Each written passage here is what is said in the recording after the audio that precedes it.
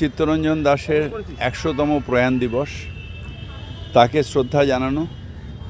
তিনি যে পথে ভেবেছিলেন কলকাতা কর্পোরেশনকে নিয়ে যাবেন, সেই পথে যাতে আমরা নিয়ে যেতে পারি তার কাছে আশীর্বাদ চাওয়া, এবং তার যে নীতি, তার যে আদর্শ, সেটা যাতে দেশে সেটা নিয়ে আমরা অগ্রসর হতে পারি, তার জন্যে তার ভগবানের কাছে প্রার্থনা করা।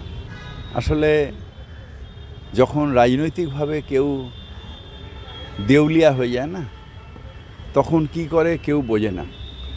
আমি শুধু একটুখানি বলতে চাই, ভগবান ওদের ক্ষমা করে দাও, ওরা কী করছে ওরা নিজেরাই জানে না।